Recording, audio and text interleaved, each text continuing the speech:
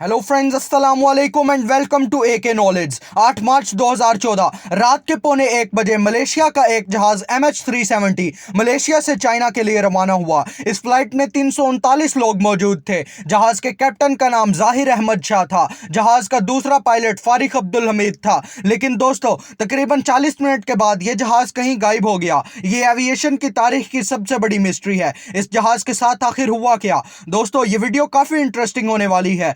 40 minute उड़ने के बाद यह जहाज एक पॉइंट पर पहुंच गया जिसे इगारी कहते हैं। यह जगह वियतनाम का बॉर्डर है। मलेशिया से एयर ट्रैफिक कंट्रोलर ने पायलट को कहा कि यह वियतनाम के एयर ट्रैफिक कंट्रोलर से बात करें, क्योंकि यह जहाज वियतनाम के बॉर्डर के पास था। लेकिन दोस्तों, इसके बाद यह जहाज यहां से अचानक रडार से गायब हो गया। इतना बड़ा जहाज 339 लोगों के साथ अचानक कैसे गायब हो सकता है? दोस्तों, चाइना में लोग एयरपोर्ट पर अपने पैरों का इंतजार कर रहे थे। उनको कहा गया कि यह जहाज थोड़ा लेट हो जाएगा, लेकिन ये कहां जानते थे कि अब वो अपने पैरों से कभी नहीं मिल सकेंगे। घंटे गुजरते गए और लोगों की बेचैनी में इजाफा होता गया और फिर उनको बताया गया कि यह जहाज कहीं गायब हो गया है। दोस्तों, मलेशिया की मिलिट्री रडार में यह देखा गया कि यह जहाज अपने रास्ते से हट गया था। यह जहाज उड़ते हुए अचानक से लेफ्ट की तरफ मुड़ गया और 180 डिग्री घूम गया और वापस मलेशिया की तरफ उड़ने लगा।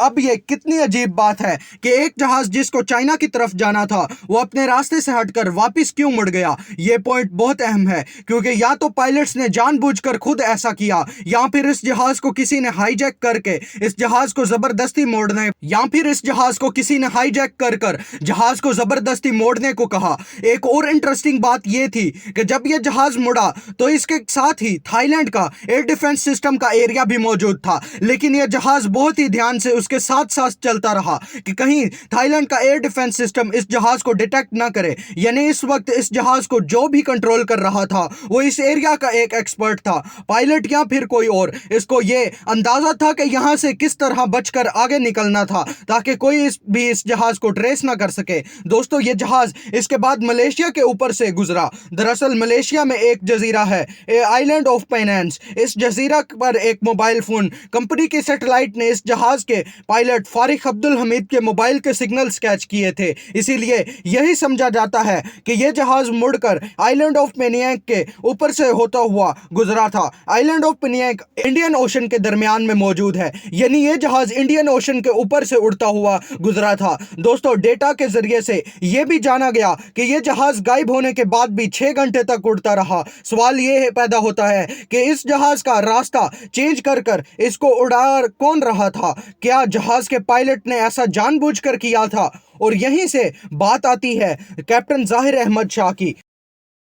इस जहाज को तबाह किया। दोस्तों, कई लोग मानते हैं कि कैप्टन जाहिर 6 घंटे तक इस जहाज को उड़ाता रहा ताकि इस जहाज को गायब कर सके। कैप्टन जाहिर के घर में एक फ्लाइट सिमुलेटर मौजूद था। फ्लाइट सिमुलेटर जहाज उड़ाने का एक इंस्ट्रूमेंट होता है जिसमें इंसान को वाकई ही में यह लगता है कि वो जहाज उड़ा रहा है। यह जहाज उड़ाने से पहले जाहिर अहमद ने अपने फ्लाइट सिमुलेटर में इसी तरह के रूट में जहाज उड़ाया था, यानी इंडियन ओशन की तरफ। इसीलिए सबसे ज्यादा शक कैप्टन जाहिर की तरफ जहाज को मोड़ा था। दोस्तों, दूसरी थ्योरी यह थी कि जहाज को हाईजैक कर लिया गया और पायलट को जबरदस्ती उस जहाज को मोड़ने का कहा गया। इस जहाज में 2 ऐसे लोग भी मौजूद थे जो चुराए हुए पासपोर्ट्स के साथ सफर कर रहे थे, लेकिन इन्वेस्टिगेशन के बाद पता चला कि ये जर्मनी पहुंचना चाहते थे ताकि वहां अजाइलम यानी पनाह ले सकें। यानी हाईजैकिंग वाली थ्योरी शायद इतनी ठीक नहीं है और इसीलिए शायद सारा शक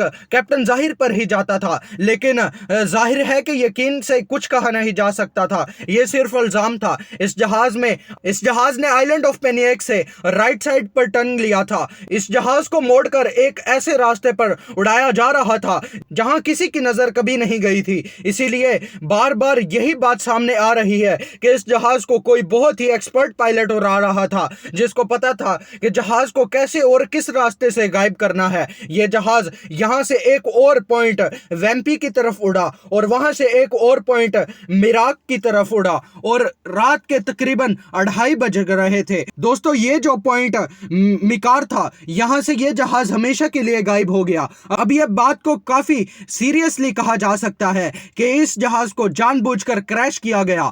क्रैश करने वाला पायलट था या कोई और, ये कोई ठीक से बता नहीं सकता। अगर इस जहाज का ब्लैक बॉक्स मिल जाता तो कम से कम पायलट्स की रिकॉर्डिंग्स मिल जाती कि ये आपस में क्या बातें कर रहे थे और वहां असल में हुआ क्या था। इस बॉक्स में पायलट्स की सारी बातचीत रिकॉर्ड हो रही होती है और जहाज क्रैश होने के बावजूद ये बॉक्स सही सलामत बचे रहते हैं। दोस्तों, बाद में इस जहाज के कुछ हिस्से आइलैंड से भी मिले। ये जहाज यहां से एक और पॉइंट वेम्पी की तरफ उड़ा और वहां से एक और पॉइंट मिकार की तरफ। उस वक्त रात के तकरीबन 2:30 बज रहे थे। दोस्तों, ये जो पॉइंट था मिकार, यहां से ये जहाज हमेशा के लिए गायब हो गया।